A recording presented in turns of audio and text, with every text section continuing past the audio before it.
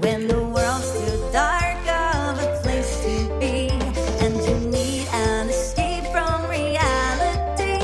Open up those pages, it's sci-fi or fantasy, whatever genre you please. And join a book club, 'cause you won't read it on your own. Join a book club, so you'll be held accountable. It's just a means to an end, but you're doing it with your friends. So join the book club by DLC.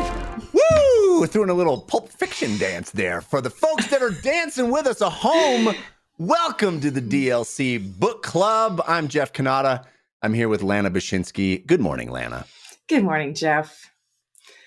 It's another week where, I just got to stop telling people what we're going to do next week. Because there was another week where I said we're going to do 3 chapters, and we're doing 2 this week because chapter 7 of Memories of Ice, the 3rd novel in the Malazan Books of the Fallen by Steven Erikson, is a doozy. It's a big one, another meaty one. And our friend, our guide through this journey, Sorav, has continued to advise us that we should maybe just bite off 2 chapters per episode. And I think, you know what? I think that was a wise decision yet again. So we're going to do 2 chapters this week in Memories of Ice, chapters 7 and 8. And I'm excited to talk to you about them because so much has happened, so much lore drops, big reveals, a killer action sequence, so much to get into. But we like to start the DLC Book Club, not just with a boogie down dance break, but also with a non-spoiler topic so that folks that might not be caught up with the book that we're reading can still tune in and have a good time talking about reading. And Lana, my understanding is that you have a topic that you're going to surprise me with this morning. What do you want to talk about? Allegedly have a topic. Yes. So I was thinking a bit about it, and I actually, I got sparked from our conversation yesterday on paid DLC, one of the other shows that we do together, where like the very last second, I think you asked like, oh, what would be like your inane superpower or something like that. Yeah. And I had this moment where I'm like, oh, you give me 30 seconds to think of that. I can't do that. There's like certain things that like are conscious buckets of things I cannot do. One of them is like identify something stupid quickly because I want to think of the perfect stupid thing. But another thing that people come up with all the time is sort of like, oh, if you could be, or like there's like Twitter threads about it. What Pokemon are you? Show me a picture of you and what Pokemon you are. You're reading a book. Which character are you? Like, have you tagged yourself while you're reading? Which Seinfeld character are you? This quiz will tell you. Well, if I did a quiz and it told me that, I'd be like, great, because I will sit down and think about things for so long. So what I'm wondering is, as we're reading these books, or as you're reading any books, do you find yourself tagging yourself, as it were, in a character? Or as you're reading in general, do you ever see yourself reflected in characters that you're reading about? And can you recognize that while you're reading? That's a great question. I don't know that I necessarily put myself in the shoes of a character per se. But I do gravitate to certain characters. I think that's natural. I think you are drawn to certain characters. Like just the last couple of weeks, I kept saying how Buke, I love Buke because his backstory is so tragic and he just feels so noble and I don't necessarily think that that's because I, relate to that per se, but I am drawn to that narrative romantically, like capital R. I just think that kind of grand backstory is compelling, and so I'm rooting for that character. So there's certainly characters that I will gravitate toward in reading more than others. But specifically as like a reflection of yourself, do you ever like see a character and you're like, that's me, this is speaking to me about me? I guess that does happen every now and again. I don't necessarily think that's happened in this series of novels because they are so, the backdrop is so epic and so disconnected from now. It is so well drawn in a very specific place that is not this place that we exist in. Mm-hmm. But I definitely still have characters. I think I definitely think that our boy Crocus stirred some associations with me as a young man who often fooled himself into thinking a young lady was into me when she was not, and did some grand romantic gestures.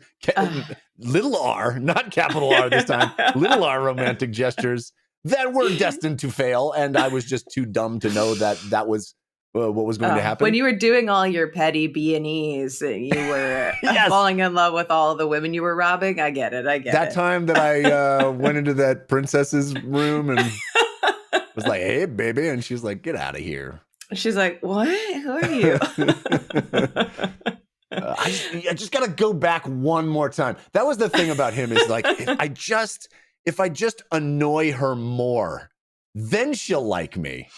That was the key element of Crocus's story that I was like, oh, I've been there. I've done that. That's called high school for me. If I just do something even stupider, then she'll understand. See?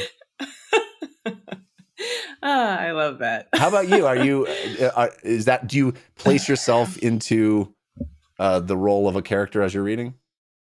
I don't usually. I think after maybe I'm done a book and I can see like the full picture of somebody, like you said, but there's like moments. Well, I can never tell. See, now I'm like, I can't even, I'm like, here's the question I can never answer. Will you answer it? And now, of course, you turn it around. I'm like, I don't know. There are glimpses, like moments that things happen that feel very resonant with me and like my life experiences. But I always feel like, I'm like, well, I don't know which character I identify with personally the most until I know their whole tale. Right. Yeah. And I feel like my brain like reserves the judgment of which one I would like tag myself as until That's after. And otherwise, in any moment, if you were like, tag yourself, I'm like, I'm the badass one. Well, I'm the coolest one. I'm Quick Kalam. Ben. I'm obviously Kalam. Yeah. I'm whichever one's the coolest. That's who me. I associate it with. Yeah, because it just tracks. One aspect of this that I think is maybe tangentially related, but related in my mind, that I always kind of require in order to feel connected to any characters in any medium. I mean, in movies, this is very frequent, but also novels, is I always want to feel like the characters that I'm connected with are acting in a way that isn't dumber than me. Yeah. Do you know what I mean? Like, yes. If I can figure out a smarter approach to what they're dealing with and they don't think of that, it really disconnects me. I'm like, come on, idiot old me can figure it out. Like, obviously do this. And that's one of the most fun thing in a narrative for me is when a character will do something that is so much smarter than what I would have come up with. That is like, oh, that is brilliant. And I would never have come to that. And of course, it's genius. And my very favorite like layer upon that is when an author will come up with a problem, have a character come up with the most brilliant solution ever, and then that still fails. And they still have to, like, I love that ramping up of, oh my God, the most brilliant thing ever. Oh, and that didn't work. What are they going to do now? That is very much my jam when it comes to that stuff. I like that as well. I hesitate to say what I'm going to say anyway, because it just, puts me back in the, so something I do to annoy my husband is I read out loud from this particular Brandon Sanderson novel. Have I told you this? Well, I mean, in a way. I didn't know it persisted. I didn't know you still did it. I know that when you were reading it the first time, that's how it went down. But yeah, well, we never finished it. Are you still? We unpacked it. We found it. No, like, so I personally am reading out loud the Steelheart series. He read Steelheart book okay. 1. He refused to read the rest. And I was like, I need somebody to understand these books. So I will read them out loud to you. And he doesn't like that. Anyway. Just runs out of the room when you start reading. No, come back. I'm reading. He would scream. He would yell over top of me. I do it while we're in the car so he can't escape. And he will yell over top of me so he doesn't have to listen to it. It's just, I like Brandon Sanderson's, this book is in particular so bad. But thinking about like characters being smarter than you, there's like the main character in the Steelheart series in the second book, Firefight. His name's David, and he's supposed to be a tactical genius. And like, it kills me that the character that's supposed to be a tactical genius is so stupid. And like the moments where that is supposed to be showing how smart he is. The sentence I read yesterday that was supposed to be like, oh wow, he's good at this stuff is, he's in this city called Babelar, which is New York. And he's love it. And he goes, I entered the building. This was a bedroom once, judging by the bed. No way. Really? Well, judging by the bed, I went out into the hallway. It was cramped. No, not a bedroom. A hotel room. Oh, tactical genius. It's like makes me so mad because I'm like, yeah, like tactical genius just pointing out the most obvious things that anyone would. No. Sorry. I'm like way off in the weeds. If this didn't just happen last night, it wouldn't have popped in my brain. But yeah, I'm with you. Anyway. That's funny. But yeah, I mean, I love putting myself in the situation with the characters and going like, how would I handle that? You know, how would I handle that? And I think I did that a lot in Deadhouse Gates with Duker, you know, like, because Duker he feels like an everyman caught up in this larger than life military, you know, this kind of impossible military situation. And he's just there observing it, but, you know, just trying to scrape by. I mean, obviously he was also a former soldier, but I constantly put myself in his situation. Like, what would I do? He's like, I got to get a better view. And it's like, don't get a better view. Run, dude. Run. Yeah. Anyway. Yeah. I feel like that's one of the things that is a bummer about, well, not a bummer, but like reading these books, we do that all the time where we'll actually we'll pause things we're watching, or we'll get to a certain part in a book and we'll always ask each other out loud, what would you do? Yeah. If this was you, what would you do? And I save all of my what would you do's for you right now from Malazan, Jeff Ganata. Exciting. Well, we have some very interesting what would you do's in this section. So let's get into it. Spoilers for Memories of Ice, chapters 7 and 8, starting now. And chapter 7 is massive. It's a massive chapter. I think there's 14 dense. scenes or something. So many things. And we start right away in basically a brand new novel. It's just like we just dropped into a complete new setting, new characters, new POV character. We're in Kapustan, which, as we know up to this point, is the destination for a lot of people. Everybody's trying to get to Kapustan because the Panian Domin is headed there and is going to ruin some Kapustan. You know, it's going to be a major they're going to overrun Kapustan and try to destroy it or take it over. And so we know that the Bridgeburners and other forces are going to try to stop that.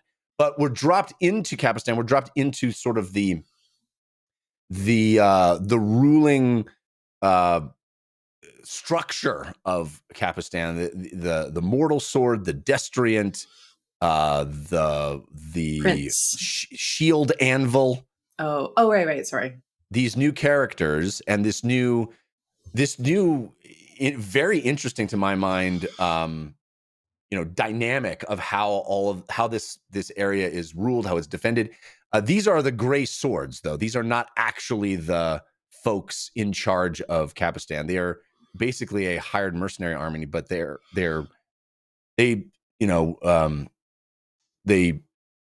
worship Fenner, who we know from book 2 or novel 2.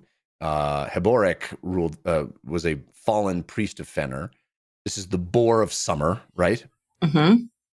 And they are trying to figure out what they're going to do. They know that this very bad thing is on its way. The Panion Doman is on its way to destroy them, and they're trying to figure out what to do. I was pretty, this is one of those situations in these novels that happens every once in a while when a lot is coming at you, and it's like this brand new situation, brand new dynamic. And it wasn't until the phone call with Quick Ben, the little magical Quick Ben situation, that I kind of wrapped my head around exactly what was happening here. But I love the detail of all these people, how they interact, how they speak to each other. It's a very staid, formal kind of interaction. And immediately it's a very different style of writing in this initial scene. Right? Mm-hmm, what did you think of it?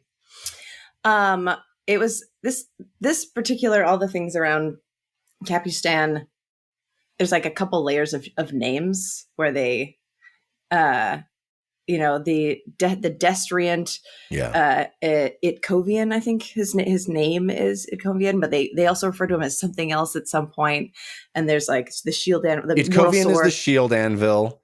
The Destriant is Caranadas. Oh yeah, and the mortal sword is Bruchalion. Yes, something about those names, my brain mushes them all together.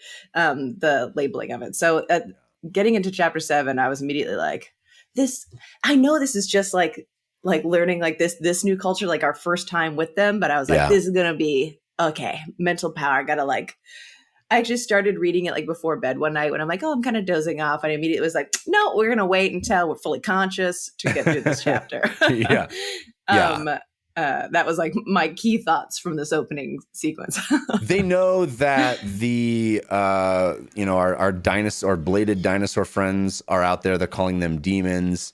They don't know what they are yet, though. Yes. Yeah. Right. They just know that they're demons on the plains, that they're worried about. There's a lot of danger, and they can't quite figure out what to do. And but they know that they've got this offer of communication, and so they open up this magical phone call with Quick Ben. I love. There's one of those moments where the way we're in the POV of these people that have never met Quick Ben, but as soon as they see him, I'm like, I know who that is. Yeah. I know who that is. It felt really satisfying. I thought that was super satisfying, and I also thought it was like so. It was one of those moments where I, like, just as we were just talking about, felt like kind of smart in the sense that I'm reading it. I know that that's Quick Ben, and also the fact that he's like, "Hello, Steve," and they're like, "No, this is not Steve. This is the shield anvil." And he's like, "Oh, my mistake. But you sound like you could be helpful. You want to join me and Steve?" And they're like, I guess we'll talk about it. He tells them that he intended to reach the ruling council, the mask council. Yes, that's the one. He intended to reach the mask council, but accidentally got you guys. I was like, how does that happen? And then he hangs up and he's like, "You think they bought it?" And I'm like, all right, there we go. Yeah. It's interesting because like some things actually did surprise Quick Ben. He's like, I really didn't expect the magic to work that way, but also I was lying to them and tricking them. And I kind of don't really grok the reason that Whiskey Jack and Quick Ben needed to have the ruse there, like why they felt like they needed to be accidentally asking these guys for help instead of directly. Well, I think we saw it later in the scene that I immediately got confused with this one with the prince later, where the prince is asking for leverage, and the mask council, like the prince obviously has some amount of authority, but the mask council seems like, the way I am interpreting it is sort of the sea of advisors and like politicians. The mask council makes them sound, but I think they're more magically infused. And they mentioned that the mask council thinks that they're tactical geniuses when it comes to war, but they're basically bureaucrats, magical bureaucrats who are making choices, that there's some amount of, what is it they say in the States? Checks and balances. Is that the American political thing? Yes. That's what it reads as to me. Like the prince can do some things, but the mask council gets authority over others. And so they reach to the heart of the person who would actually have the ties that they suspected that he would, versus the bureaucratic mage council being like, we'll hold the strong points. And they're like, the strong points will die. Right.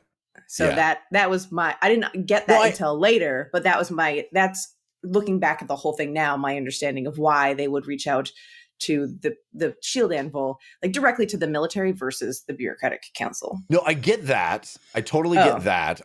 What I didn't understand is why they had to pretend that it was an accident. Like, why not just reach out to the Gray Swords directly and be like, hey, we can't talk to them. I don't know if that meant that would be sort of disrespectful to the Mass Council, and the Gray Swords wouldn't be able to address that. But they, the ruse of, oops, wrong number, but also let's talk to you. That felt to me, I didn't understand that layer of necessity. I guess I agree that I have like my interpretation of it would be that it gives them an out for like, if they, I don't know what kind of like punishment there would be to not like agree to whatever political terms so that their culture is going through. That was the only read I have on it, but I agree. We'll probably find out why later. Yeah.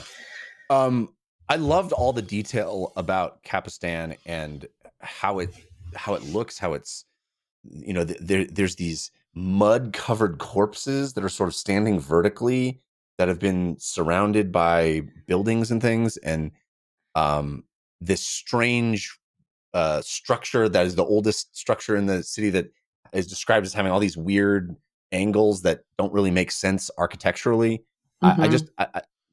It just seems like a fascinating place. And, Erikson's so good at providing these just amazing amount of detail that isn't just, hey, it's a castle. Yes. It's never what I've ever seen in any other fantasy before. It's always got its unique identity that I find so compelling. It really feels like I can picture what it would be like to walk through this city versus Darujistan. And it's completely unique look and feel. It's not just another, historical town. It's got its own identity, which I just love. Yeah. So then we get to this incredible action sequence with, the going out with this army. We've got these very highly trained wings. They're called wings, these squads of fighters. We have this new recruit, this woman who doesn't have a name, but is this new recruit that we're worried about. And this idea of like how we train recruits is we just throw them out there. We don't train them in the field. There's no safe training. We're just going to put them out there because that trains them harder. Mm-hmm. And Itkovian, is thinking about that, is worried about what he's going to do. The way he like talks to them and tells them to take point, it's just so badass. It's just these badass army, and then they just go out there and get decimated by the Kachane hunters. Kachane Chamale. Yeah, the Kachane hunters. And how that is described, where he's like riding on the horse and it just gets bisected and its hindquarters fall off. It's just so intense. I loved the description of that sequence of them being like, it seems like something bad is here. And then they have the one scout at the top of the hill who like gets his lance out, but isn't in like immediate danger. And what the read is of that moment, he's like, okay, he's looking at something. What is he possibly looking at? Yeah. And like the tension that you feel like a spring coiling back before that thing unleashes upon them, and them predicting like how fast could it actually close the distance based on their footprints. That is the coolest setup, is like looking at the footprints and going, these things are insanely fast. And then they see it and it's not moving. He's like, well, we're in trouble. It's far away, but it's going to get, and then it just like gets to them and, dude, so rad. It's amazing. So rad. I love it. Love it. Yeah. Agreed. And they're shooting arrows at it, into its eyes and into its neck. It doesn't care. It's undead. They don't know that. And the realization that it's undead and how that changes their tactics. Like, I love that you see how competent they are as an army, where it's like, they stuck the landing. They shot the arrows into its eyes.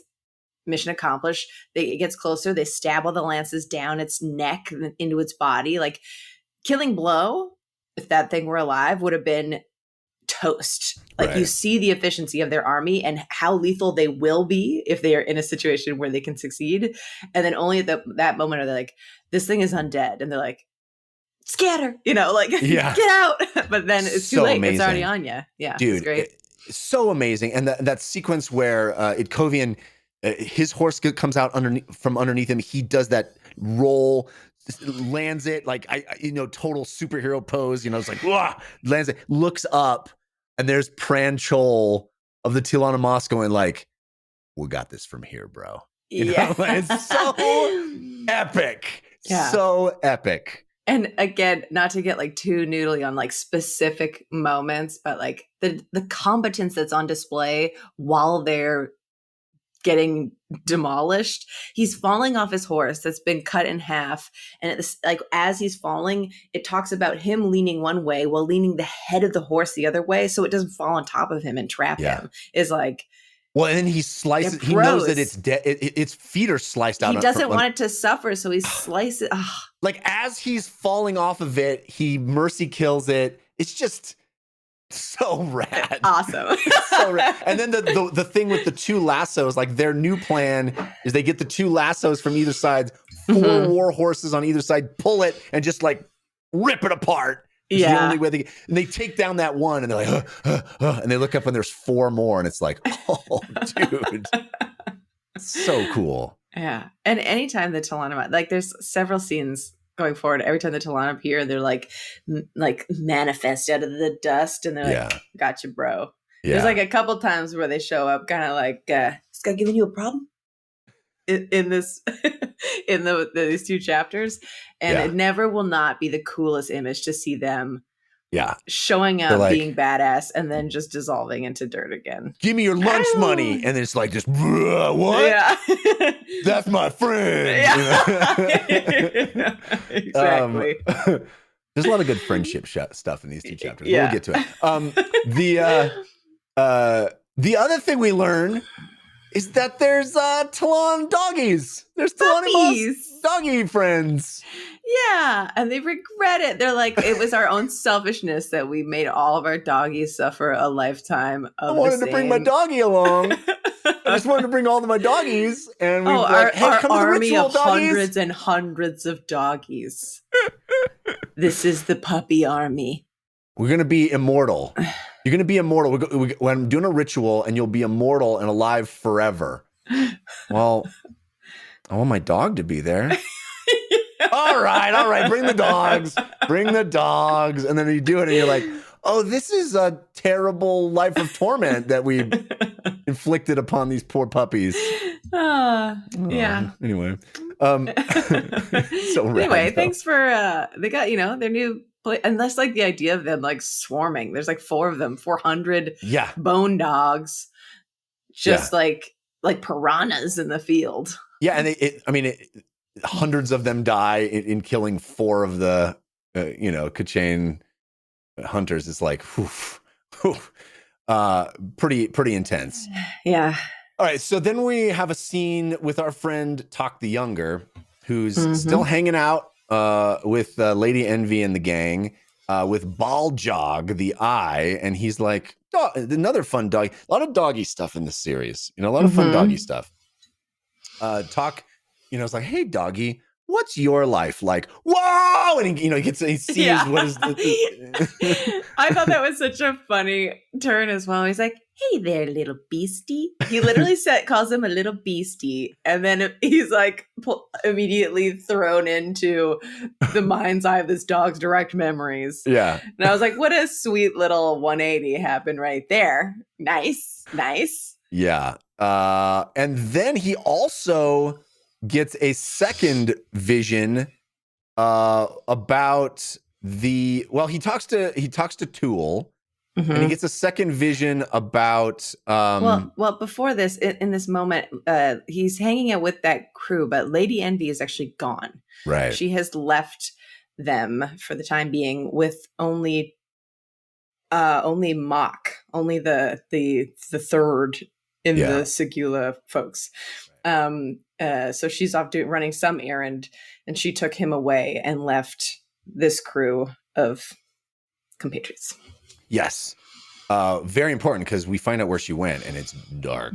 But after Talk gets his doggy vision and sees that this dog, is the last of the eye, the AY. And he's like, Tool, what's up? I found out about this doggy. Why does this doggy want to hang out with you? And he's like, well, he wants a friend. And he's like, oh, you're going to be his friend. He's like, I cannot be. I've failed. I will not. I can't be the friend to the doggy. But then Tool is like, hey, you are special. You bonded your soul with the doggy. I'm going to give you a new name, Aral Fail? Is it? It's Fayle. Fail. I said fail. Yeah. That's a rough name to give a person. But it means touched by stone because he says, how'd you lose your eye? Oh, a piece of moonstone, a piece of the moonspawn. Moonspawn, that's what it is. Yeah. Animator Rake's moon base hit my face. So I feel like Talk is very important, right? And there's a part of me, because he has one eye, because his eye always itches and is kind of the root of all his visions, and we keep getting mention of this one-eyed wolf that's always in the background of everything. Part of me thinks they might be the same being, or that wolf is part of him, or he's connected to the wolf in some way. They share a soul, because we're later told that Talk has something wild within him as well. Yeah. I think there's like a couple different moments where there was pieces. I definitely agree with that. But at the beginning, when Tool's returning, he comes back with like a bunch of animals for them to cook up and eat for dinner. And Talk is like, I didn't see any animals. Where are you getting these animals? And Tool explains that his warren kind of scares away some of the wildlife that would travel near to them. And he says, well, what are you seeing? And he mentions the animals that he sees on the plane. And later we hear the soul taken forms of a couple of the Talana Mas, and some of them matched up with those animals. I don't know if that was serendipitous, but there's lots of little, with the soul taken and the divers in general. I feel like I'm looking for these animal tie-ins now, because we learned about that in book 2. Yeah. And we haven't really seen that other than Animator Rake in this side of the or in this You're continent. Right. No, I think that's a really good catch, that because he even says, like, every once in a while you'll see a bear. And I was like, yeah, plain bear. Yeah. Very cool. But then Talk also has another vision. This time he has the vision of the Trake, Tiger of Summer. Treech also goes by the name Trake from some cultures, the Tiger of Summer. And this definitely directly references the Soul Taken, and Soul Taken that we've encountered before. Relanderus, and there's a couple of other ones that they name check. I'm like, oh yeah, we know those ones. And we find out that the woman from the prelude, the beginning of this book, the woman the Talana Mas woman who saved the 2 children, tossed them into the scar in the air, is Tool's sister. Her name is Kalava. Yes. Kalava, Tool's sister Kalava. And she denied the ritual. So she chose not to be part of the ritual, which is confusing to me in the sense that she's not Skelly Bones. She's not Skelly Bones, but she's still alive. She's still, like, that's hundreds of thousands of years ago, if not tens of thousands of years ago. My understanding is the reason that the Talana Mas are still around is because they are immortal, because they did the ritual. So why is she still around if she didn't do the ritual? That was also my question. And here's where like some of my lore. Can you be a soul taken? I mean, yeah, no, that I'm going to stop talking immediately. I know the answer to that question. I was going to say, can you be a soul taken and not be like an ascendant? But that was like the whole point, is that all the soul taken differs. Like, we want to ascend. So obviously, but I'm like, is she ascended in some way that allows her to be immortal? Is it because she didn't do the ritual that she was able to ascend? Was she part of a previous convergence and she was the victor? Like, Yeah. yeah, a lot of questions about that too. I felt like I did a double take where I was like, what? Right. Yeah. They literally call her a flesh and blood Imas, Mm-hmm. which means like, well, how is she still around? You know, how is she still alive? Don't know the answer to that, but maybe we'll find out soon. But she's a soul taken to a sick ass panther. Sick ass panther. We haven't seen her become panther form yet, I don't think. But clearly she's going to be. Yeah. Also, there's a lot of foreshadowing or direct telling us what's in store for Talk here, because it doesn't sound good for Talk because it sounds like Talk is going to be sent to the Panian Seer. And yes. In a not a good way. She's like, you're gonna witness some shit. You're gonna witness some things. It's gonna be bad. Yeah. And I assume that it's not gonna be like a fun time. Yeah. I'm picturing like a Bowden Felicen situation, but Talk's there like, hey. Yeah, like with all the cannibals, like having to be a fine young cannibal. He's being sent to them in some sense, and will supposedly will not forgive them for it. Like that's the thing we're told is Talk is not going to forgive them. I was like, oh, that sounds bad. Yeah, poor boy Talk. Meanwhile, Lady Envy has gone to the city of Kalos, where 30,000 people were killed very recently. The cobblestones are drowned in this blood sludge. And she finds, or she talks to Cruel, the elder god that we have seen a number of times. And Cruel drops some serious information on her, which was pretty gobsmacking for me. Yeah. Which is, Warrens are my veins, basically. Like, Warrens are my flesh and blood. When you walk through a Warren, you're walking through my blood veins. What did you make of that? I thought it was so interesting. It's something I actually meant to look up before we got here today. Is Cruel was one of the people who was there.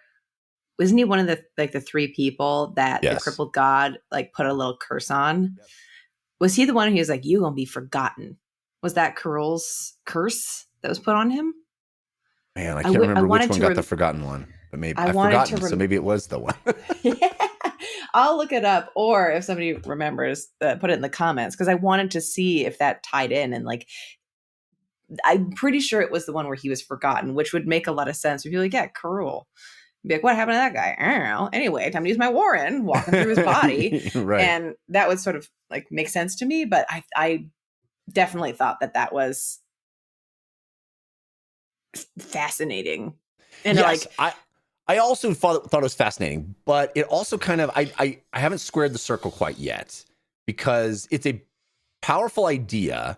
He's an elder god. His essence engenders magic use in various forms. I think that's a neat concept. It kind of makes more sense. I felt like, as I was reading, I was like, oh man, the way I understand the dynamic of all of these beings, it would make more sense to me if the Warrens were the blood of Burn. That was Did you have that thought?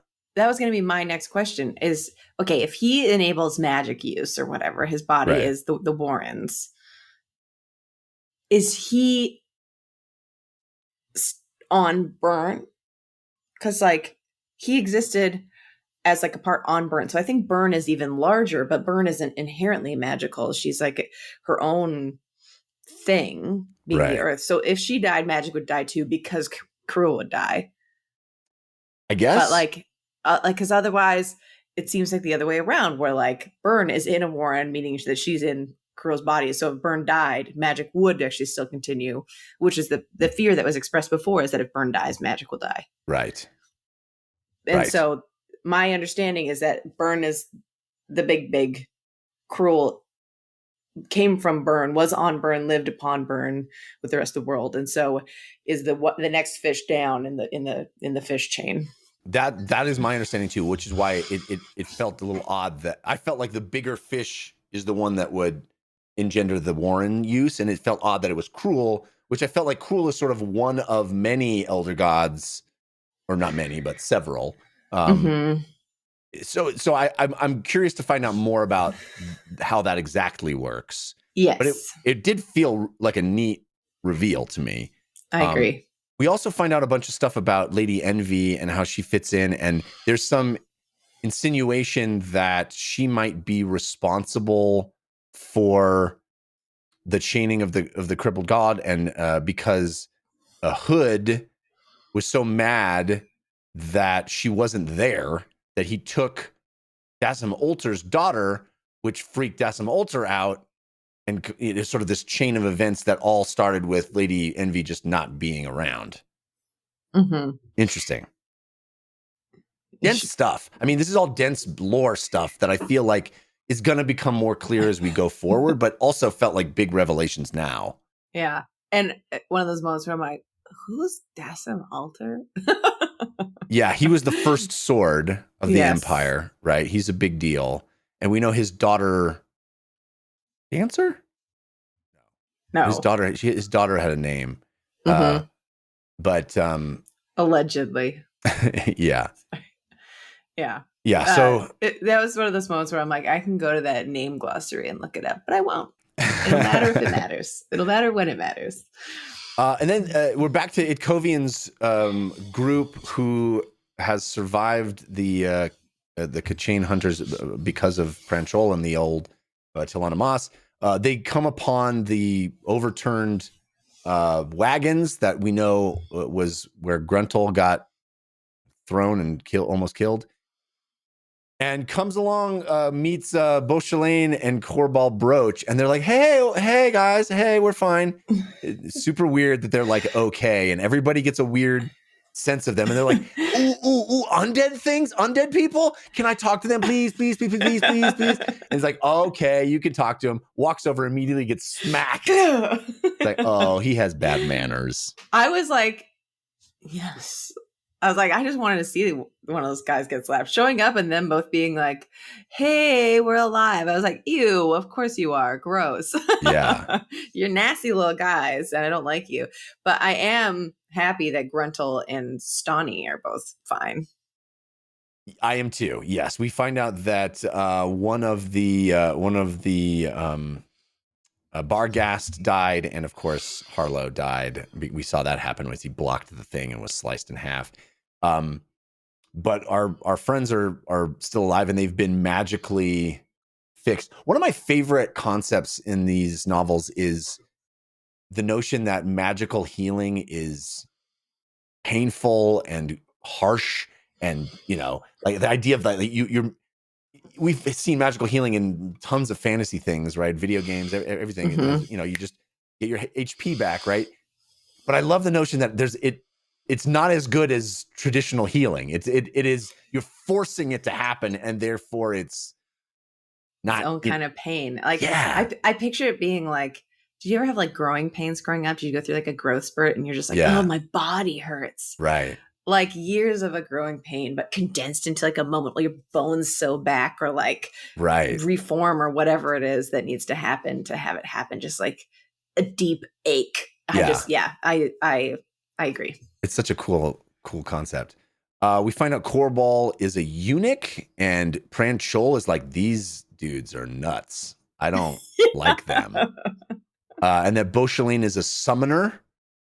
We kind of knew that a little bit, but like, it's cool to have it spelled out. It made me be like, did he maybe summon Corbal Broach? Is Corval just like a little minion of his? Interesting. So he's like, oh, he's unmanned. And they're like, oh, he's a eunuch. And I'm like, or maybe he was like a fake guy that Beauchelain made to be like, be my nasty little sidekick. That's wild. That's a wild idea. I did not think of that, but very, very cool. And then we have more Kapustan stuff with this is the Prince scene. Scene 11 is the Prince scene. And they're kind of trying to figure out, there's like this not a lot of trust with anybody. And they're trying to figure out what they're going to do. It seems like they're going to completely screw up any kind of chance of survival just by their own infighting. So it's kind of up to the Grey Swords. This is the scene that I wanted to make sure I read correctly, which is the Mask Council wants to hold the outer strong points of they have like what I picture are sort of like, a further sort of turret situation that's not in the main city walls, but is like the first line of defense against oncoming threats from outside of the territory. And the Mask Council wants to keep people out there because they're confident it'll be fine. They'll hold it. Right. And then this group of people is like, those people will die. But then I also got the understanding that they're far enough out there that trying to pull them back now, they would also die. Like they would get caught in the battle before they could even make it out. Like that was the part that I couldn't quite parse, is why would pulling them out there kill them? Well, I think, or was I think they're worried that, it? that it's already too late, Gotcha. That, they've been dawdling and dithering about this decision, and they're even pulling them now. They're destined to be overrun at this point. Like there's no, it's just a matter of time. Yeah. And then we have the scene with Bruchalion sort of alone, staring at the fire, thinking about Quick Ben and Caladan Brood and being like, those guys aren't being honest with me. I feel like even though they say they want to be allies and they want to come save us, there's no way they're going to be able to do that. They must have some other motivation. And then we have this totally awesome moment where this new character, Gethal, shows up. Well, quick question before that. So we have the scene with the prince and the other folks in the room, the First Sword and the Destriant. Yes. The prince is like, get me some leverage. I need a way to like control the Mask Council. He pieces out. And then the First Sword goes to the Destriant and he's like, how much of your powers are they draining? And because he's able to like lend, I guess, his magical energy to people out in the field. And he's like completely depleted. He would not be able to use his magic or heal for a long time. And as they're having this candid conversation that they obviously want to hide from the priest, isn't that when Silius or somebody busts in and is like, hey, updates from the battlefield, like before Gethal shows up? Yeah, my understanding of it is that the healing powers are being used up by Gruntle and that gang. They're healing Gruntle and the gang, and so that is this big drain. Yes, but it's interesting that they're tapping him versus them being their own. Well, they volunteered to do it. They're like, "Hey, we'll heal your friends." But I would picture that it would come from a warren of magic and not from this guy. I think it is the warren. The warren. It begins with a D, Destuel or something like that. Daniel, yeah. That's the healing warren. I think he uses it, but it in using it, I think it taxes him in some way. That's my read of it. But why is them using it come off of him and not from the warren themselves? That's the part that I think is interesting. Yeah, that he's like a conduit for other people using the healing. Yeah, he's the conduit because I think he's the priest. Yeah, I think that's kind of how it works. But yeah, so this Gethal. Oh, the other thing that I skipped over that was a massive reveal is that Panion is a Jagged word name. Yeah, that Pran Chol just drops that. He's like, "Wait, Panion? What did you say?" And they're like, yeah, no, Panny. And he's like, that's a Jagged name. And I was like, Hubba what? Yeah, Itkovian is talking and being like, yeah, we're fighting the Panion. And as he's talking, he like fades out because he sees like every Talon in the radius is like their bone faces all turn.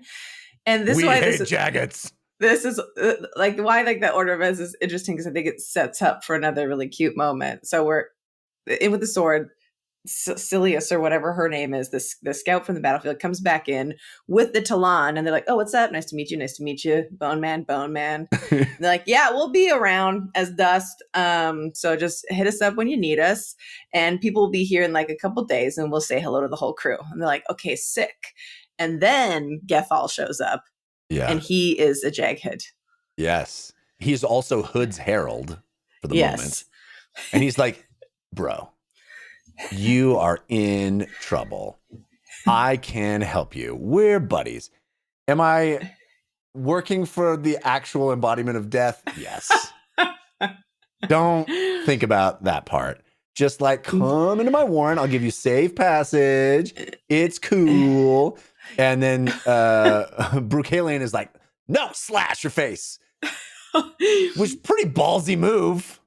It's great, but also isn't like in the background, like that dude shows up, he's like, what's up? And they're like, Gethal, you're a Jaghead? And it feels like immediately those Talon show up and they're like, what's up? You say Jaghead? Hey, man. And they're like in the background as he slices his face and he's like, aye, suit yourself. Yeah, and like pieces out. Is that all the Talon are like, you. Good stuff. That's our guy. This is my bro. You totally like you hate Jaghead. You weren't fooled by Hood's herald. Yeah. We're tight, bro. Knew we picked the right horse. Yeah, it's just a cool moment of like, fist bump it out, bro. Slice that dude's face right in his lips. I wish I coulda. You got him, man. You got him. But then he's like pulled back through the warren, Gethal. He's like, Gethal's like, well, the way it goes down is that he's like, hey, friends. And Bruchalion's like, not friends. And he's like, all right, 2 swords. Let's do this. And then all the Talon Mas show up and like, yeah, let's do this. And then he's pulled through the warren. Yeah. And he wakes up or he arrives in this land of bones. And he suddenly is aware that Hood is like, dropping you. I'm dropping you. I'm unfriend Gethal, no longer my herald of Hood. And he shows up in the warren where the crippled god is hanging out in his little crippled god tent. Mm-hmm. I just imagine, which is just an illusion. He's just like, he's like, nobody look at me. Puts up a little tent that's like fake tent of him sitting in this like it's just domain. Like the loneliest campsite, I just imagine him just sitting out there. And I love how Gethal gets there and he's like, come out of the tent. I'm literally not gonna crawl just to meet you. Like I'm not gonna go through this little flap. No, bro. Come out. Please. Come on. I'm not gonna get on my hands and knees to get in your tent. Which is what I want to say to my 5-year-old. So we have a little tent in our basement. We have a little tent set up in our tent. She's always like, Daddy, come in the tent. I'm like, I am old and big. I don't want to get in there. Doesn't work on her, though. She's more powerful than the crippled god.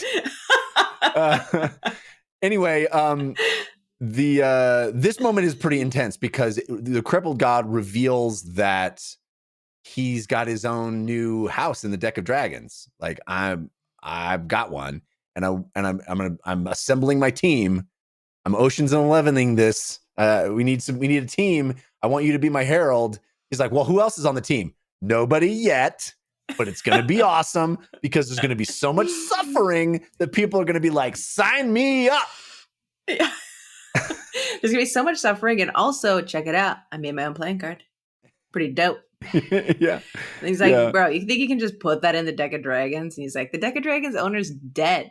I can do anything I want. Yeah. And so it is interesting to see him be like, oh, I saw Shadow Throne just like, what's his face? Caliban just went over there and took that one. You think I can't come in and make another house? I can. And I will. Very cool stuff. So evidently this new house is being assembled. And then we get, the last scene of the chapter is Gruntle waking up alive, being magically healed. Stani tells him Harlow is dead and Netok is dead. And Gruntle remembers Harlow saving his life and is sad. And what's his name? Karuli walks up and is like, hey, he's like, get out. Get out. Thought that was cool. Yeah. All right. Chapter 8. Oh, this is all we just talked about. Chapter 8 starts with all the Gethal crippled god stuff. I skipped over that. Oh. Well. So that's the beginning of chapter 8 is the crippled god stuff we talked about with the deck. And then we get into some lighthearted fun stuff with our boy Krupp, Aurelio, Cole, Quick Ben. They're playing a game, dice game, Rolling Bones. And Krupp keeps winning. It's so delightful, right? It's so pleasant. Like the joy that, like the joyous intonation that Krupp always has in like the voice in my head as I read his words. Yeah. I'm almost always like actually smiling while I'm reading those pages. They're so silly. He's such an idiot, but obviously a genius. And just the way that they're like, he's cheating somehow. He's like, I would not win every time if I were cheating. That would be so crazy. That would be such a bold cheat to just win every time. It'd be so obvious. That's how you know it's authentic, actually.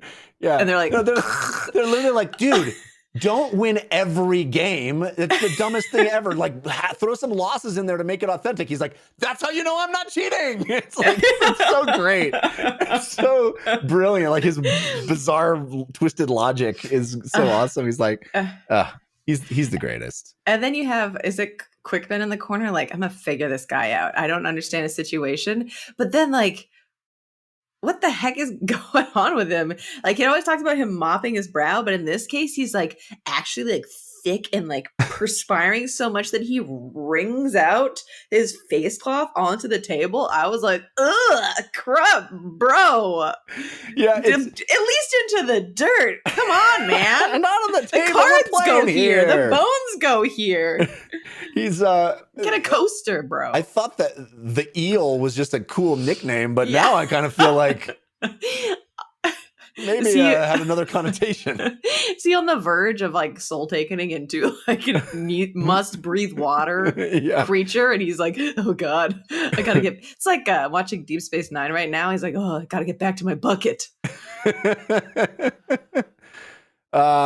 And then we have another of my favorite scenes. This part was just such a delight to read. The gambling, the quips, the Krupp of it all. It's just delightful. And then we get Whiskey Jack being summoned, like, "Hey, Animator Rake wants to see you." He's like, Corlat's like, "My boss wants to talk." He's like, "Oh, seriously?" He's like, "Yes, like, okay." He's like, "Why?" He's like, "I guess my boss will tell you that." Yeah. Goes to his tent, not a special tent, regular tent, goes in, and they just bro it up so hard. Yeah. They bro so hard. It's the greatest broing of all broings. I read that and I was like, this is the kind of friendship I want in my life. This is what I'm looking for. Somebody to hang out and be like, tell me a story, bro. All night. So great. And I love how it plays exactly like it would play on a movie screen. It's like, all right. I can tell you a story. He's like, all right, tell me. He's like, all right. So there I was. And then it like transitions to italics, like, and we get like a full-on origin story of the Bridgeburners. Yes. Oh, it was so great. Even the moment it's like, they've all burnt their bridges. They're there with you. I'm like, Bridgeburners. I thought they were maybe literally setting fire to bridges, but no. It's like an emotional tie. It's a severing of their past. Like they're these dudes now. They're no longer anything they ever were. So cool. We get this awesome. The first time they meet Kalam, and we're traveling across the desert hunting Quick Ben, who's not even called Quick Ben yet. Who's his old name. Edifon Delat. Thank you. And he is going through and murdering all these other mages, and we keep finding their desiccated bodies. This look like they've been there for 100 years. On the trail, finally find him. He's all withered and tired and thirsty and sitting there. And Whiskey Jack's like, "Hey, bro, guess what? We're on to you. Oh, before that, though, we meet Fiddler for the first time. Yes. And then we figure out why he's called. There's like so many origin stories in the same couple pages. Fiddler's called Fiddler because he bought a fiddle and then somebody punched a hole through it. So he never learned how to play. And they're like, okay, Fiddler, get to the back of the pack. Like, so sweet. Incredible. And then like Whiskey Jack, like just like proving himself as a leader and like how sus he is, being like, yeah, we went through the desert. And if we didn't just happen to constantly be going from oasis to oasis, like we would have been dead for sure, but we managed to somehow. So he kind of like had his eyesight out. And then my understanding is that Kalam and Quickben are in cahoots. Yes. But then both of them were like, you were so dope. We just want to join you now. Yeah, that turn was a little abrupt for me, like of them just being like, you know, they got the crossbows trained on them, and which I thought was I had to reread that sentence a couple of times. It's like they trained their crossbows on the assassin. I'm like, the assassin's Kalam. Why are they? Oh, and he's like, yeah, we were onto you the whole time, dude. You were guiding us to him, but we know that you guys were in cahoots. And the idea that he was leaving messages on the corpses in how the fingers were set, like he would put their corpse in the numbers to in a code. Like, what a kick-ass idea! That's so great, so rad. But of course, they sussed it out, and Quickben, you know, removes the illusion. He's like, I'm fine. You guys got us. Yeah, we're cool. I've been assembling 12 of these souls in one body. And we get like literally naming each of the people that he has subsumed. Mm-hmm. I'm sure that's going to mean something. What? I'm like, that sounds sinister as hell, Quickben. Yeah, I know. But you're like a cool dude. Also, that was like some villain shit. Totally. But also, like, it hints at a notion of some chaos within him, right? That it's not just that he mastered more Warrens than everybody else. It's that he's literally got other dudes and other people and other souls are in there. So I feel like that is a little less, a little more volatile potentially, right? That's a little. It hints at that, but we've never seen any other hints that the souls are actually there. Right. I can't tell how much of these individuals he's actually taken upon himself. Right. Was it them wholesale? Was it just him able to usurp just their Warren usage? I'm excited to see how this comes out more later. He says to Whiskey Jack, you and all your crew are changed because you went through Ruraku, because you crossed this holy desert. We are also changed. Like, it has transformed us. And then he's like, well, can we hang? Let's be buds. And to me, that felt slightly unmotivated, because they've gone through this entire elaborate scheme to draw them out and have, you know, Kalam guide them to water, leading them. Yeah. I felt a little bit missing the inciting force that would make them be like, I want to be completely loyal to you for the rest of my days. You know what I mean? I feel like I was missing the, like, why they would bother to guide them all the way through. Like, if they were just like, if Quickben's out there just taking other mages' Warrens and stuff like that, like, what's the point of leading the Bridgeburners to him so that he could practice, so that he can just obliterate them all? Like, that's the part that I was missing, was like, what was the point of the reveal? And was it just, I got a sense that they were going to murder all of the Bridgeburners. You know, they were leading him into a trap, is what I thought. But then it didn't play that way at all. Because they were being hunted. Like, and Quickben is taking all these mages. Was he traveling with the mages, or were they mages like literally like stacked apart, and he's like one by one like Pac-Manning them up? I think it's much more of a Pac-Manning. My sense of it was that he was hunting the mages, and the Bridgeburners were hunting him. Like he was, he was on the trail, like hunting down each of these mages, taking them out, taking their souls, taking their power.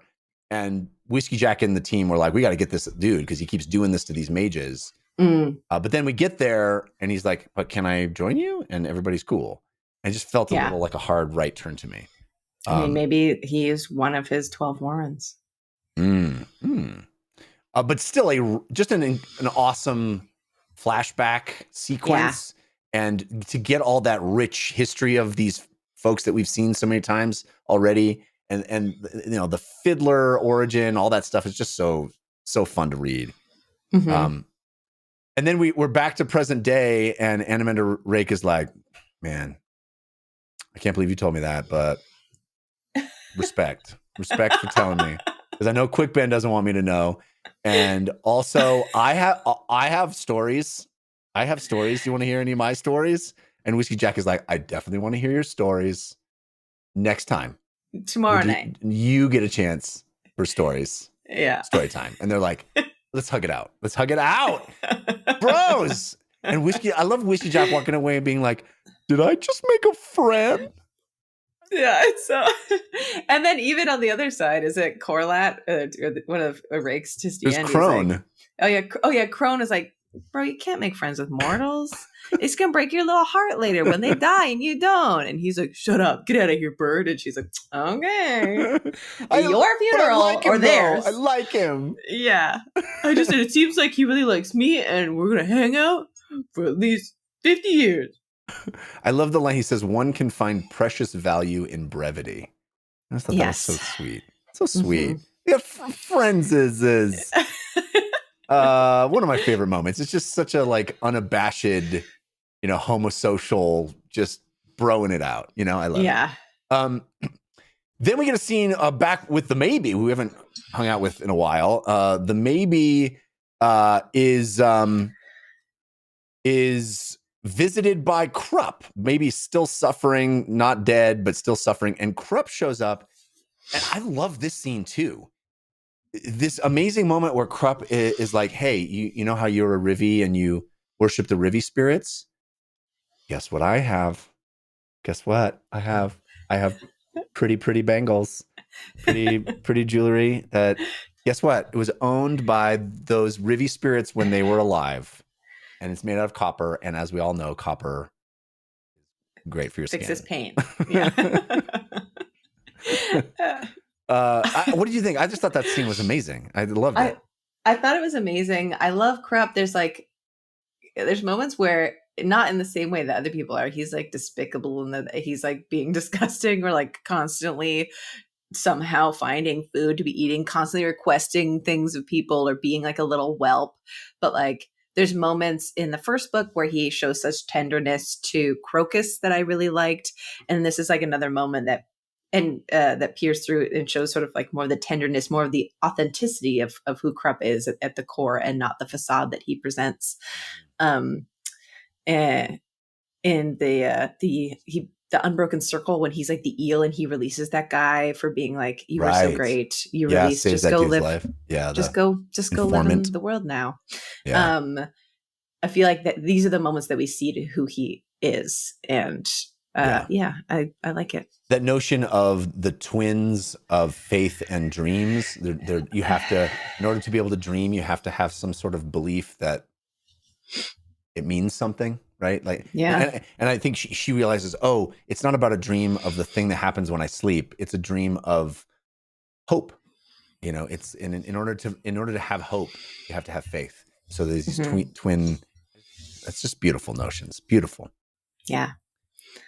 We get some fun hanging out with Picker and Antsy. Antsy is a ridiculous character who just doesn't get it over and over.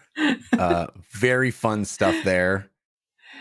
Such a fast-paced feeling. There's like moments in this chapter, like reading through like the Bridgeburners stuff, which is like cool, but because it's like story time, it does feel like a comfortable lull. Yeah. And then moments like this that are like comedic, chaotic, super fast-paced, like, what do you mean this? What like I can just feel the energy of the conversation and how well Erikson makes me feel the personalities of these characters, even in like short clips like this. It's just, I love the diversity of energies from scene to scene. Totally. And the way different people speak, it's so Yes. clear they're distinct characters. Mhm. You know, the Ansie's like we're gonna get a stew of a hare. He's like, we're gonna eat that dude's hair shirt. Yeah, Like, no, so idiot. stupid. HARE. Come on, bro. It was very funny. All that stuff was so fun. But it's kind of just set up for more Perrin worries. Mhm. And this notion of what Trotz is going to do in attempting to align with the white-faced Barghast. Evidently, Trotz is going to get into single combat, where the result is either we win and everybody's friends, or we lose and everybody's murdered. Yeah. And I love that scene too, where they're like talking about dinner and they're like, you're going to wait here for Quick Ben. He's going to be here soon. And they're like, well, what happens if he doesn't get here? Well, he'll get here. Well, what happens if he doesn't get here? Well, things are going wrong. Things are going wrong. No, he's going to get here. It was like, so great. Yeah. What do you mean things are going wrong? He's like, no, you said what?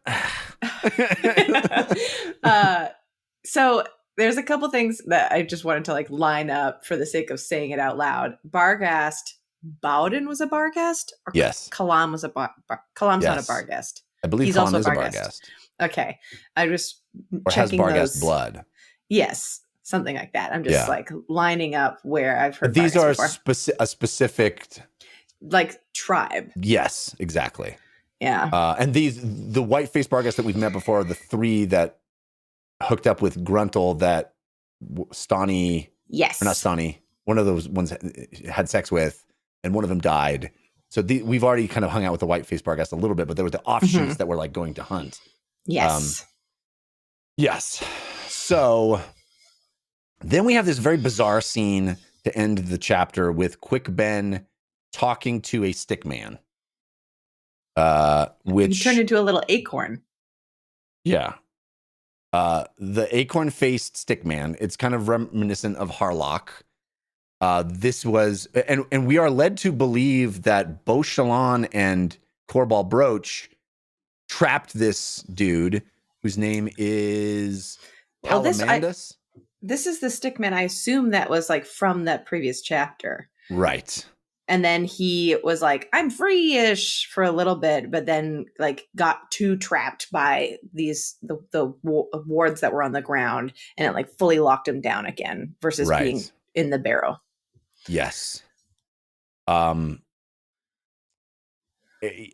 don't really know what the takeaway of this scene is. I mean, there's some information there about the Barghast, some information about the fact that the Barghast used to be the seafaring folks. And we also had earlier on, I skipped over this notion that the 30,000 people that Lady Envy saw murdered weren't murdered by the Penny and Doman, weren't murdered by the Crippled God. There's this other faction that came from the sea that murdered all of them that we don't know yet what that's about. Mm.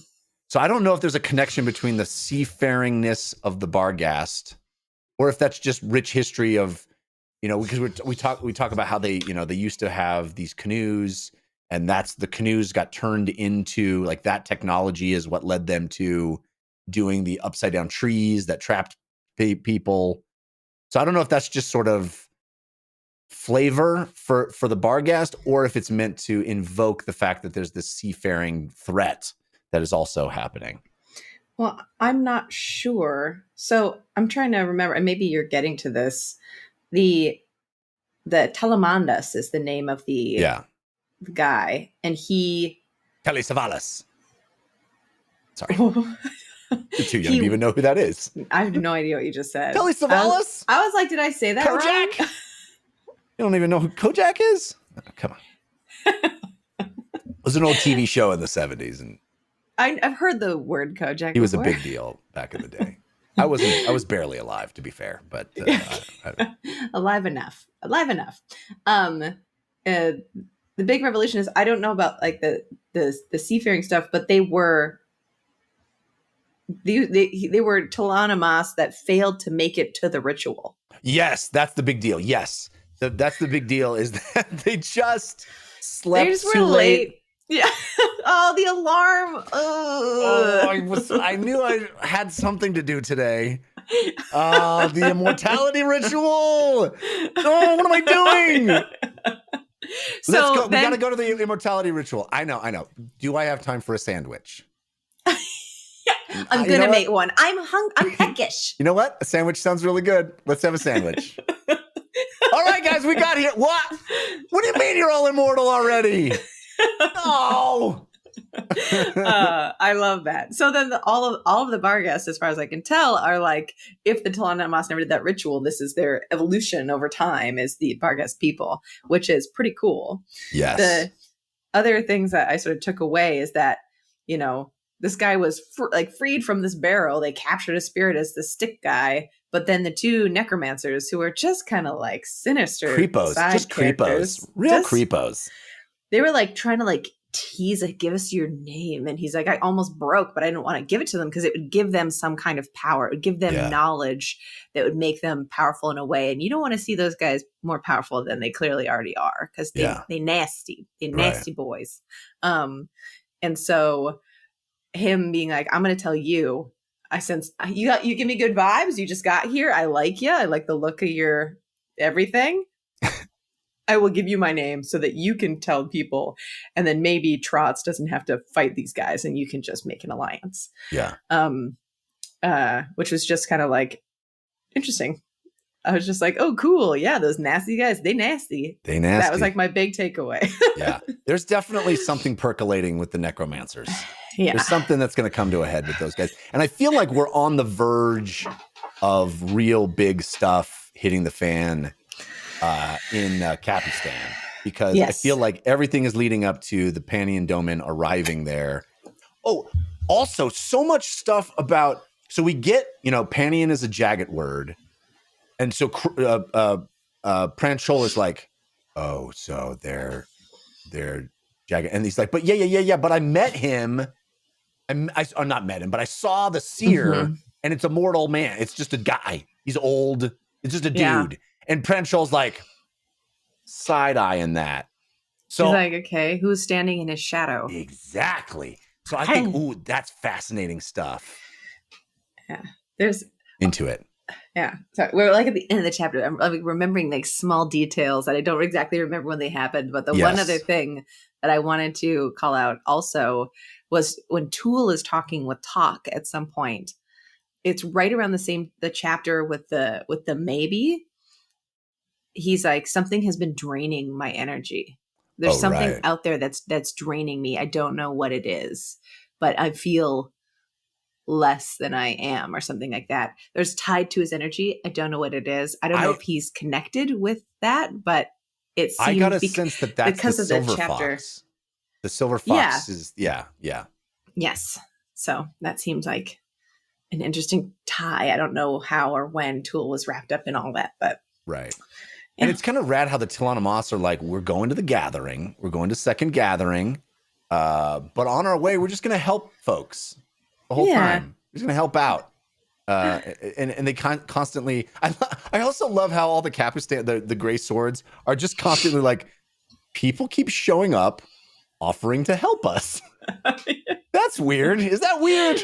Here's something that I think is interesting is that the Talanamas, they keep showing up and people are like, whoa, Talanamas are here. But in the first book, when there's one Talanamas, Tool was there, people were like, oh my God. Yeah. There's a Talanamas that is crazy. That is they're here. They exist still. I thought like we never had seen them in this book. They're like, oh yeah, wow, Talanamas, tons of them. Anyway. That's what's so, I think that's what's so remarkable is because of Silver Fox, they're all coming back.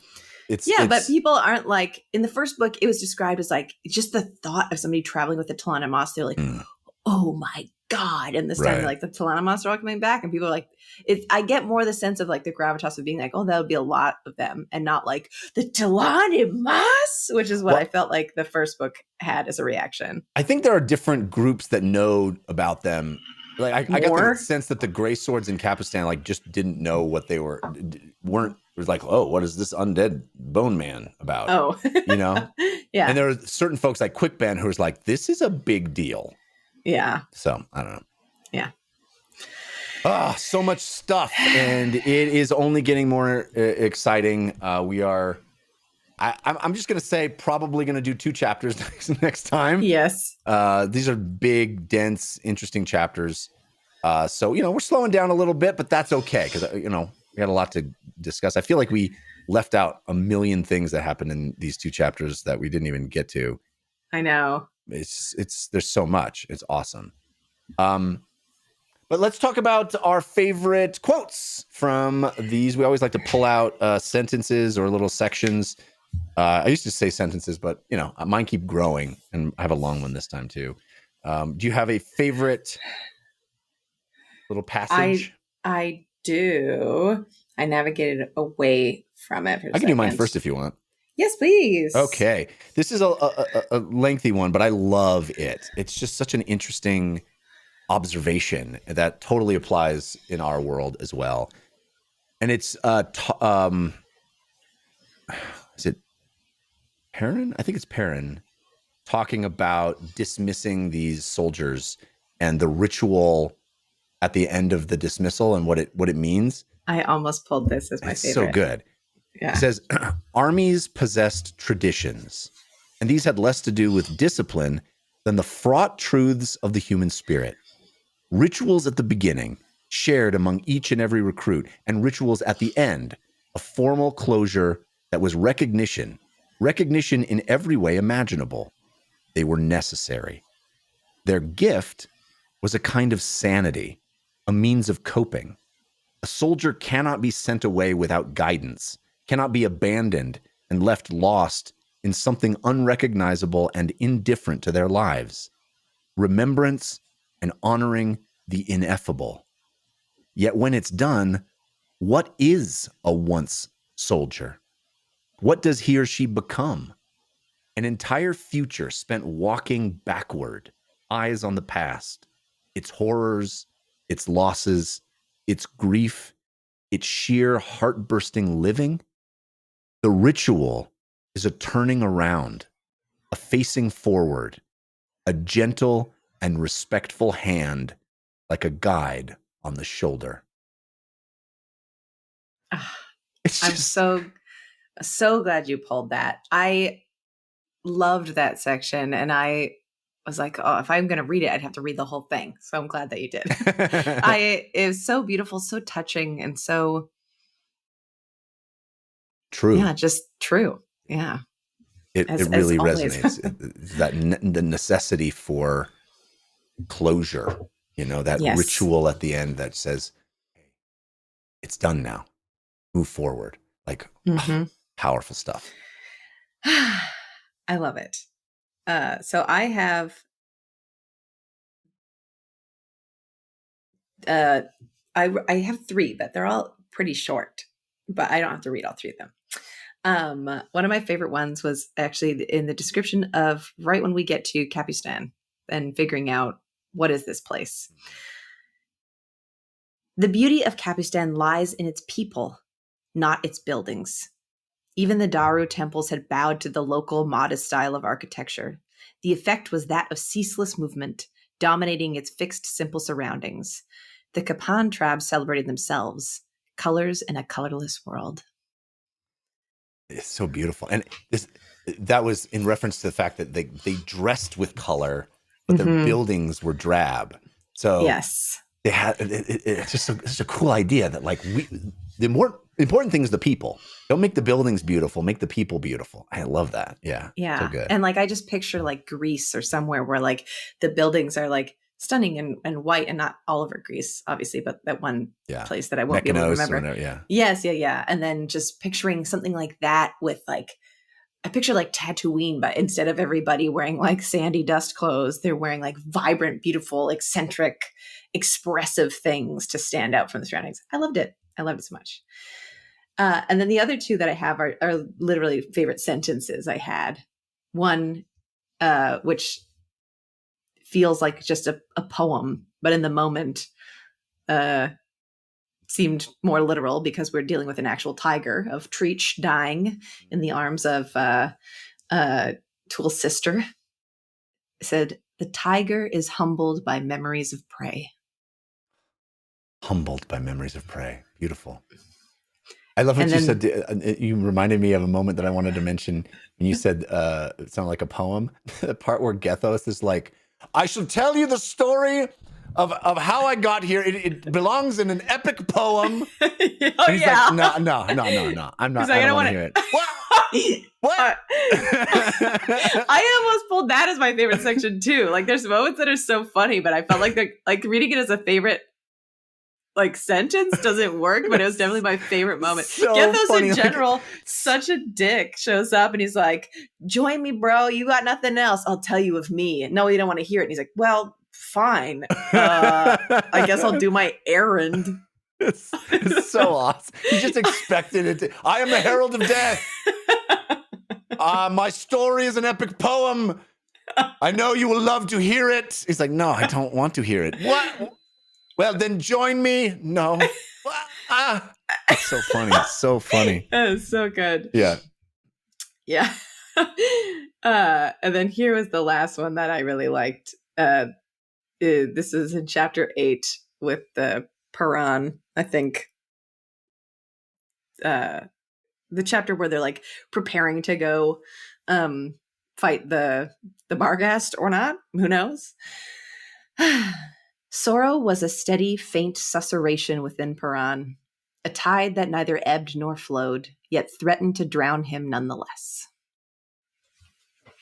It's just always there. So good. So good. You know, the other thing, I didn't pull it to be able to read it verbatim, but I also loved, and I wondered if you loved this moment, the moment where the young recruit, the female recruit, he's like, "I'll don't worry, I'll let you, you saw these dudes get murdered, you saw this horrible thing, I'll give you a break, you can go back to the city and rest." And she's like, No, I'm a soldier." He's like, "Oh, well, you know what, you've proven to me that not letting ladies fight is a mistake." And she goes, "The proof is in you." And she goes, "I'm not unique." I just thought that was so badass. Yeah. So badass. Mm-hmm. I'm not unique. There's nothing special about me, dude. We're all, so good. So good. Yeah. Yeah. Great. This is just a great fun book. Great fun to talk to you about it. Great fun to revel in it. Let's give some folks a couple of other recommendations of books, as we like to do on our way out. Do you have a book recommendation? Yes, I do. My recommendation is, making sure to get the author, Anthony. It's All the Light We Cannot See by Anthony Doerr. I loved that book too. It's so good. It's so good. It's set in a World War II era. And it is about, somebody who is sort of enamored themselves with a radio and learned to fix it up. And it's sort of like their lifeline in a dark world. And I forget exactly how the plot kind of reveals itself. So I don't know if I want to say much more than that. But certainly, darkness and light is a big theme throughout. It's very beautiful and very uplifting and hopeful and positive in a setting that is typically like sad. And and obviously that's part of it as well. But it's beautiful, beautiful story. Anthony Doerr. I loved that book. It made me cry. My book recommendation this week. Last week I talked about Senlin Ascends, which is about a dude going up the Tower of Babel. So I'm going to sort of thematically link them, because this week I'm talking about a book called Babel. And it is a Babel and Arcane History. This is by R.F. Kuang, who is an author who's written a number of fantasy books. She has a fantasy trilogy that is really highly regarded that I have never read, but I jumped into this one fairly recently because it's a standalone book. I don't believe it's having a sequel. Anyway, this is a really interesting, it's sort of like magic school, you know, and when you hear that, you think Harry Potter, of course, but it's very different than that. And the best thing about this book, in my opinion, it's got some really interesting geopolitical overtones and, racial overtones and sort of racism is a big part of the book. And it's very powerful in that regard. But my favorite part of it is the magic system, which is so cool. The magic system in this book is derived completely from finding a word in one language and that same word in another language, and the slight differences in meaning between the two languages, even though they are effectively synonyms. If you would translate the one word directly into the other word, but there is culturally, linguistically, enough nuance of difference in meaning that it manifests magic. Wow. So you inscribe the two synonyms in different languages on silver bars. And in doing that, it unleashes the magic. And the magic manifests in that space between the meanings. Cool. So like, it's this school of people who are there as experts in various languages to find these synonyms in all kinds of like dead languages, obscure languages, and compare them not just to English, but to any two languages. If you can find this gap between meanings, it will unlock this magical effect. It's just a staggeringly cool idea for how magic would work. That's awesome. Yeah. So it's called Babel, an Arcane History by R.F. Kuang. All right. That's it for this episode. Thanks, folks, for watching. We love your comments. We love your participation in our Discord. The link is below if you would like to participate. We've been having a great time chatting along with folks in the Discord and in the comments here on YouTube. Thank you. We'll see you next time. Until then, we have to dance it out. When the world's too dark of a place to be, and you need an escape from reality, open up those pages. It's sci-fi or fantasy, whatever genre you please. And join a book club, 'cause you won't read it on your own. Join a book club, so you'll be held accountable. It's just a means to an end, but you're doing it with your friends, so join the book club.